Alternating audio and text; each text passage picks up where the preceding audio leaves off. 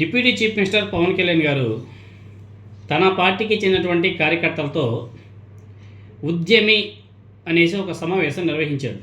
నిన్న పార్టీ సంస్థాగత నిర్మాణం మీద దృష్టి పెట్టినట్టుగా ఆయన ప్రకటిస్తూ, మొత్తానికి పార్టీ స్థాపించిన 12 సంవత్సరాల తర్వాత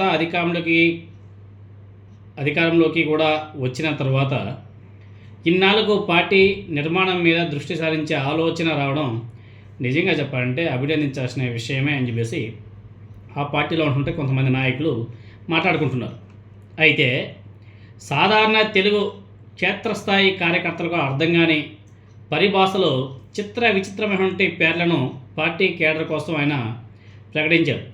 ఆ సంగతులన్నీ కూడా పక్కన పెడితే, నిన్న జరిగినటువంటి సమావేశంలో పవన్ కళ్యాణ్ గారి ప్రసంగం ఎప్పట్లాగే సుదీర్ఘంగా సాగింది. పురాతన కాలం నుంచి వింటున్నటువంటి తనకున్నటువంటి రాజకీయ ఆసక్తి గురించి, రాజకీయ వైభవం అందించేలా తనకు గతంలోనే దక్కినటువంటి అవకాశాల గురించి ఆయన చెప్పిన సంగతులే మళ్ళీ ఆయన మాట్లాడడం జరిగింది. కాకపోతే ఈ సందర్భంగా తన మేలు కోరి సలహాలు చెప్పే వారి పట్ల తన చులకన అభిప్రాయాన్ని వ్యక్తం చేస్తూ ఆయన వాడినటువంటి భాష ఏదైతే ఉందో ఆ భాష చాలా అభ్యంతకరంగా ఉంది.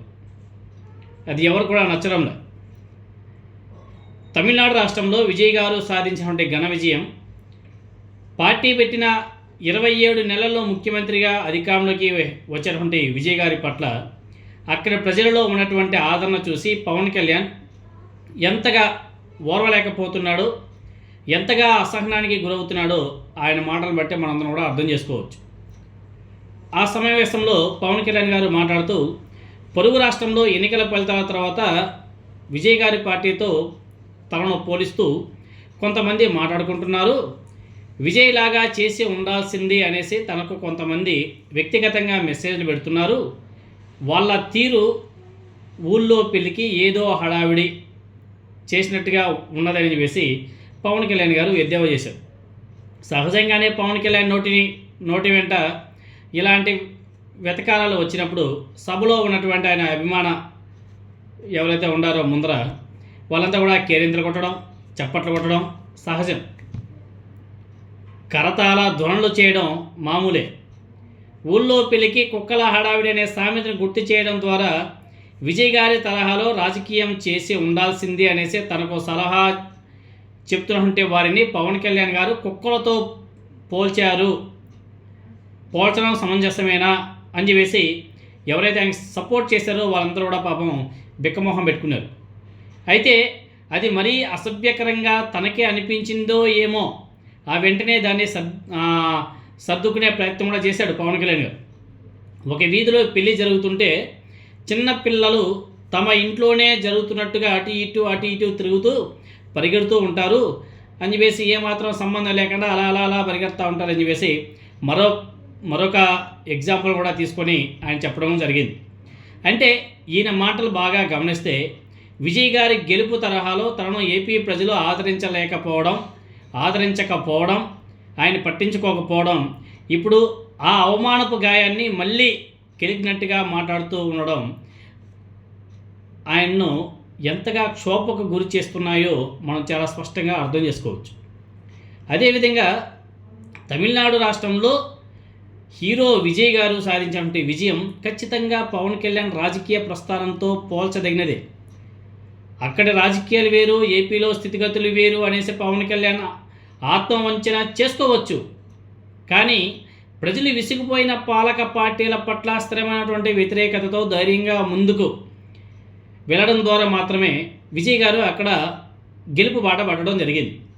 అదేవిధంగా పవన్ కళ్యాణ్ అనే వ్యక్తి ఎన్ని మాటలు చెప్పినా ఒకసారి ఓటమి అనేది ఎదురు కాగానే మళ్ళీ ధైర్యంగా నిలవగల చేవ ఆయనలో కంప్లీట్గా లేకుండా పోయింది.